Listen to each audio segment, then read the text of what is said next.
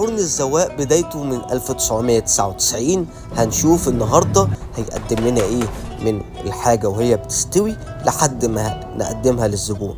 يلا معانا نشوف الفيديو على طول. طبعا انا ما نفعتش في عربيه الفول، فقلنا ايه نجرب تجربه جديده. سهل قوي انك تعمل زبون، صعب قوي انك تحافظ عليه. ريفيو جديد وفيديو جديد من دوحه.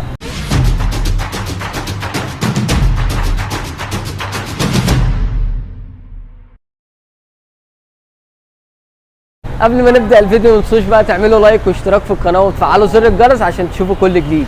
رمضان بقى بيخلص وكل سنه وانتم طيبين، العيد بقى داخل علينا وموسم الكحك ابتدى. هنشوف بقى النهارده فرن من احسن الافران الموجوده في شبرا وهو فرن الزواق. هنشوف بقى فرن الزواق هيقدم لنا ايه النهارده، ويلا بينا نبدا على الفيديو على طول. قول يا دوحه.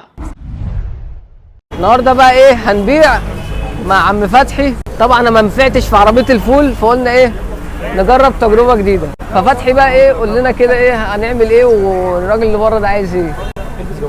البس جوانتي. ماشي. نبدا باول حاجه لازم نلبس الجوانتي عشان اهم حاجه النظافه في الايه في الحاجات دي.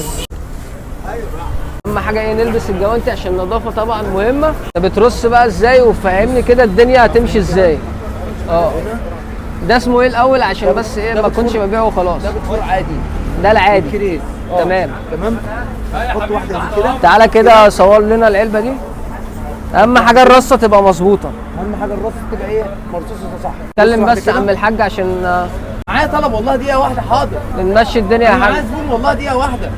هنمشي الدنيا يا حاج، كل الدنيا هتمشي. كل ايه رصه كده. اهم حاجه الرصه تمام، والمنديل يبقى من تحت. المنديل بس اهم حاجه من العلبه من تحت. تمام. تمسك الرصه ايه اهو.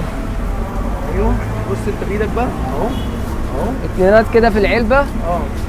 ايه دي علبه ايه؟ دي كيلو؟ دي علبه كيلو ونص. تمام. ده كيلو ونص. تمام. تمام. منديل. تمام. ده كده هتجيب الكيلو ونص هتجيب على ضمانتك. ماشي. تروح جاي الرصه الثانيه. تمام.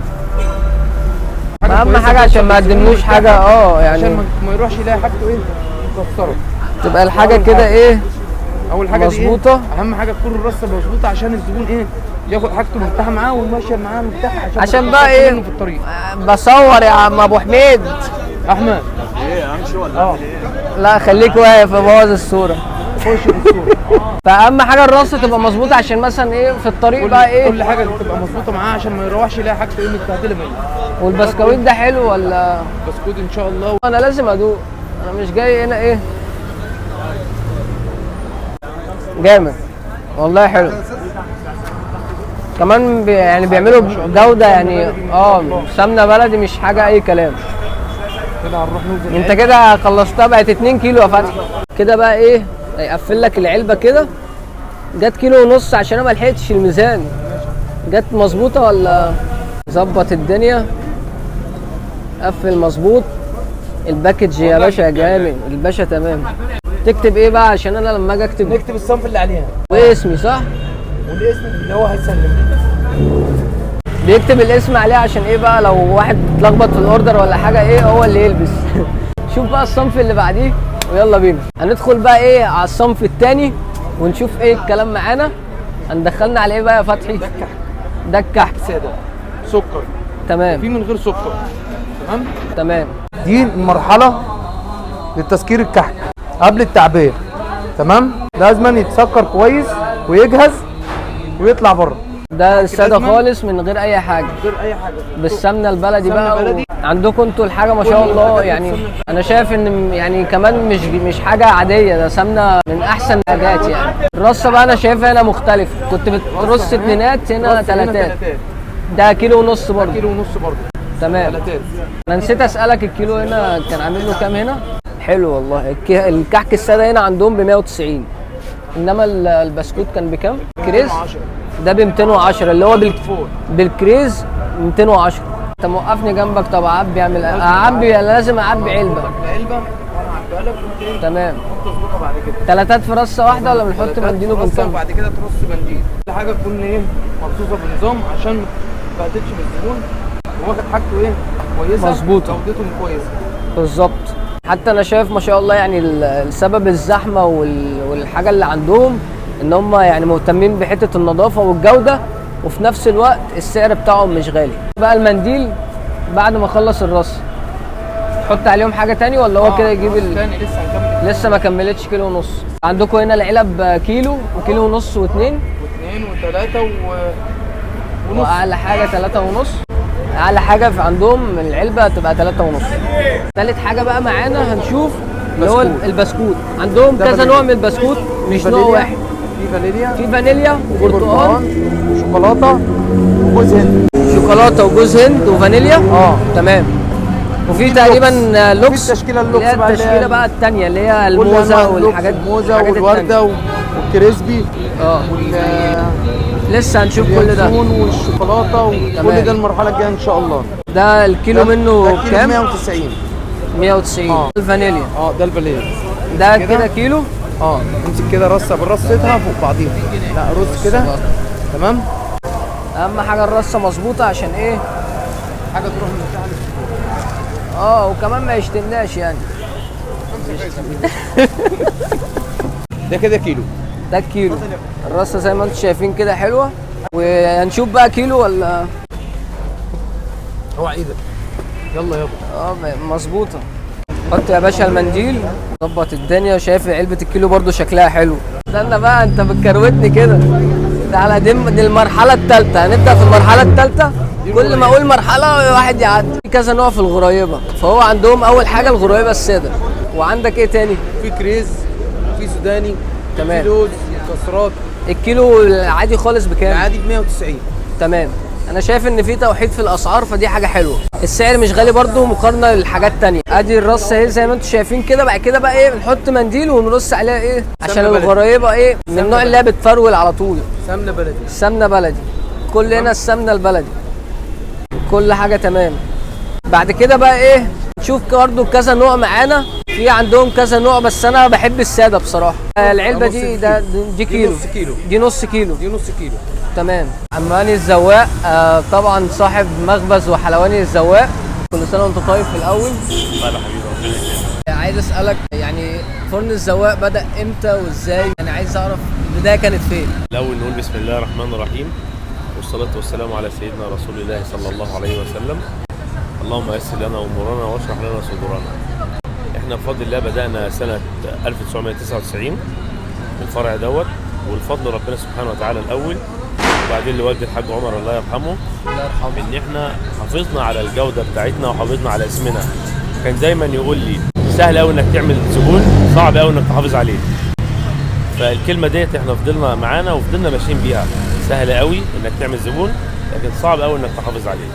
ودي طبعا يعني من اهم حاجه في النجاح. الحمد لله رب العالمين. الحمد لله على قد ما بنقدر والله بنحاول نراعي ربنا في شغلنا، نجيب خامات كويسه جدا جدا جدا، نهتم بالنظافه، نهتم بكل وده باين بصراحه. يعني لما بدات ان انا اجرب حاجه مش شايف ان في حاجه فعلا مؤثره. احسن حاجه موجوده في السوق. توفيق ربنا سبحانه وتعالى والله. افضل خامات بفضل الله. ويمكن الحمد لله انت شايف حضرتك الدنيا عامله ازاي. اللهم لك الحمد. كجوده منتج، كزباين مبسوطه جدا جدا بالحاجه، واللهم لك الحمد. الحمد لله رب العالمين. الحمد لله. وانا شايف برضو السعر ان هو السعر برضو السعر مناسب للسوق. مش حاجه غاليه ولا حاجه انها رخيصه برضو بالنسبه للجوده اللي بنقدمها. حقيقه السعر والله بفضل الله في المتوسط الحمد لله للجوده اللي احنا حاطينها. يعني السعر ده قليل جدا جدا جدا على جوده الخامات اللي احنا حاطينها. احنا شغالين بخامات عاليه جدا جدا والله عشان ننافس اسامي كبيره. الحمد لله رب العالمين. بنحاول ننافس اسامي كبيره وبنحاول يكون لنا وجود على الساحه معاهم. طبعا انا شايف ان فعلا يعني الجوده وكمان النظافه. يعني انا شايف حتى العمال اللي شغاله مهتميه جدا بحته النظافه. يعني وانا بجرب قال البس الجوانتي وبتاع على طول. يعني المنديل برضو في العلبه برضو، في كل ده يعني 100 نهتم بالحته. يهمني ان المنتج يوصل للعميل زي ما واخده من عندي هنا بالظبط. ده اللي يهمني. الهواء يقعد معاه يوم 2 3 اسبوع يفضل بنفس الجوده اللي واخدها من عندي. عشان كده احنا بنهتم بالتفاصيل الدقيقه ديت. المنديل لازم يتفرش ما بين كل حاجه وحاجه. الحاجه تترص كويس، الحاجه تحافظ عليها، تتشال بعنايه، تتقفل بعنايه. الحمد لله رب العالمين. طب احنا يعني بدأنا برضو في حاجة كان فرع تاني او بدأنا، ولا احنا بدأنا اصلا في شبرا؟ لا احنا بدأنا في شبرا، وشبرا غالية قوي عندنا، واهل شبرا غاليين عندنا، ولو ربنا سهل في فروع تانية ان شاء الله، فده الاساسي من رابع المستعملات احنا هنتنازل عنه ان شاء الله باذن الله. بإذن الله. واحنا بدأنا برضو قبليها كان في حاجة، ولا احنا بدأنا كعمل يعني اول حاجة ليه؟ لا المجالات اللي قبل كده كانت بعيدة عن مجال المخبوزات خالص، يعني اشتغلنا في مجالات تانية بعيدة عن المخبوزات، اشتغلنا في المقاولات، اشتغلنا في إدارة الأخشاب، لكن مجال المخبوزات ده كان أول مرة لينا في مجال المخبوزات. والد حضرتك هو اللي يعني قرر الحاجة زي دي ولا؟ لا هو القرار برضه بصراحة كان ليا أنا، ووالدي كان مساعدني برضه فيه، لأن والدي كان أساسه تجارة الأخشاب، يعني كان تجارة الأخشاب الأساس بتاعه، لكن موضوع المخبوزات دي كان اقتراح أنا. يعني اقتراح موفق ان شاء الله، الفترة الجاية تبقى فروع اكتر بإذن الله يا رب ونجاح يا رب اكتر. يا رب. انا يعني والله مبسوط جدا ان انا طلعت معاك النهارده باذن الله. انا برضو سعيد ان انا طلعت معاك النهارده، واتمنى لك التوفيق في النجاح اللي احنا شايفينه ده، يا رب. وباذن الله باحسن جوده. وانا بوعدكم ان شاء الله باذن الله ان احنا دايما ان شاء الله هنكون عند حسن ظنكم باذن الله ان شاء الله. ربنا يخليك، كل سنه وانت طيب، وسعدت طبعا بلقائك. كل سنه وانت طيب حبيبي، ربنا يكرمك. شكرا يا صاحبي. شكرا حبيبي. هنبدا بقى ايه، احنا نعبي بنفسنا. هنجيب اول حاجه المنديل زي ما فتحي قال لي، الكوكيز اللي هو بالشوكولاته ده.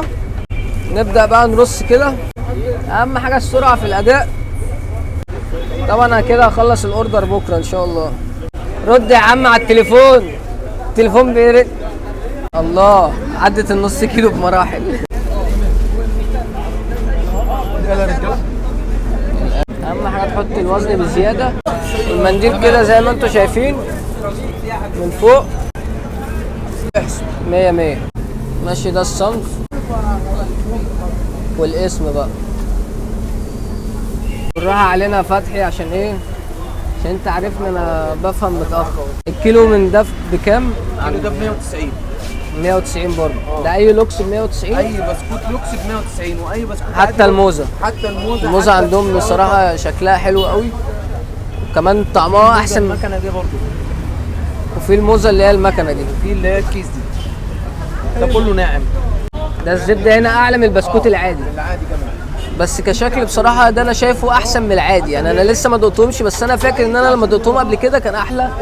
اللوكس احلى من العادي. وقعت يا فتحي، وقعنا يا فتحي، الزبانه تبدا تشتمنا. اللي بيقع طبعا ملناش دعوه بيه، بيترمي في الكسر، بترميه على طول في الكسر. اهو بص كده شكل العلبه. المرحله الاخيره بقى وهو السابليه. هنشوف بقى السابليه، والسابليه بصراحه بيبقى احلى حاجه عندهم. السابليه سعره مش عارف السعر بتاعه كام، 62 تقريبا، اغلى حاجه في المحل. وفي بقى ايه عليه الاشكال بقى مختلف طبعا عن البوتيفور، طعمه احلى طبعا من البوتيفور. هو ايه الفرق ما بين البوتيفور كمان بيبقى بالزبده ولا بالمكسرات؟ بالمكسرات بس العجينه هي ولا العجينه بتختلف طبعا؟ بتختلف طبعا، تبقى احلى، تختلف في الشكل وفي الخامه وفي الجوده بتاعتها، في الخامه بتاعته والجوده برضو. في نفس الوقت العجينه بتحس ان هي يعني ناعمه شويه، اعلى من البوتيفور. بتبقى ناعمه شويه عن البوتيفور العادي. تمام.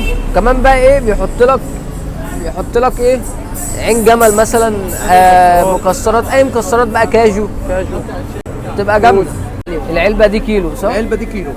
ده احنا بنوصل لمرحله طعمه جامد. انت عندك البوتيفور تقريبا، البوتيفور العادي، البوتيفور العادي البوتيفور اللوكس، واللي هو السابليه، والسابليه تحت ده تقريبا اللوكس. ده اللوكس اللي هو اعلى من ده البوتيفور العادي. ده اللوكس. عندهم بقى 3 اطباق لسه عاملينهم جديد. في طبق الخير اللي هو ب 40 جنيه، وده طبعا مفيش حاجه بالسعر ده دلوقتي. وطبعا لكل اهل الخير ان هم فعلا عايزين يعملوا خير، بالنسبه ان السعر 40 جنيه فمفيش حاجه كده دلوقتي. وتاني حاجه الطبق اللي هو المشكل ده ب 95 جنيه، برضو عباره عن كذا حاجه. عندك بسكوت، وفي كحك ساده، وفي بوتيفور لوكس، وكوكيز، وبرضو سابليه، وبوتيفور العادي، والبوتيفور اللوكس. وبرضو عندهم العلبه الثانيه، علبه مشكل اكبر منها اللي هي حجمها كيلو، ودي سعرها 200 جنيه. ده العلبه دي ب 200 جنيه. الكحك الساده بسم الله. لا بصراحه طعم الكحك عندهم حلو جدا، وكمان يعني السمنه باينه فيه، باحسن جوده. الشعب كله هيعدي من ورايا دلوقتي. شوف بقى تاني حاجه عندهم البوتيفور اللي هو العادي. بسم الله. البوتيفور اللي هو العادي ب 210 بهدل الدنيا. يا بورا حبيبي يا بورا. لا والله الطعم بتاع البوتيفور برضو حلو مش وحش. بالنسبه برضو للغريبه، في غريبه اللي هي الساده وفي الغريبه اللي هي بالكريز. الساده ب 190 صح يا ابني ولا ايه؟ بكام الغريبه؟ انا قلت كده برضو. بسم الله. برضو الطعم بتاعها مش وحش يعني، برضو انا كنت بشوفها انعم من كده، بس انا حاسس ان دي ناشفه شويه، بس مش وحشه والله حلو. شوف البسكوت برضو بتاعهم، بسكوت اللي هو بالفانيليا. لا بصراحه البسكوت بتاعهم برضو طعمه حلو قوي بالفانيليا. انا عن نفسي ما بحبش البرتقال قوي، بس بالفانيليا حلو. توتال كده الفيديو حلو قوي والتجربه حلوه جدا. والطبق ده يعني لو حد فعلا عايز يعمل خير، بالنسبه ل 40 جنيه مش حاجه. وبس يعني الفيديو النهارده كانت تجربه حلوه قوي. والعنوان بتاع الفرن فرن الزواق في شبرا مصر في الخلفاوي في ميدان المماليك. بس وده كان فيديو النهارده، يا رب يكون عجبكم الفيديو ده. ما تنسوش بقى تعملوا لايك واشتراك في القناه وتفعلوا زر الجرس تشوفوا كل جديد. وقول يا دوحه.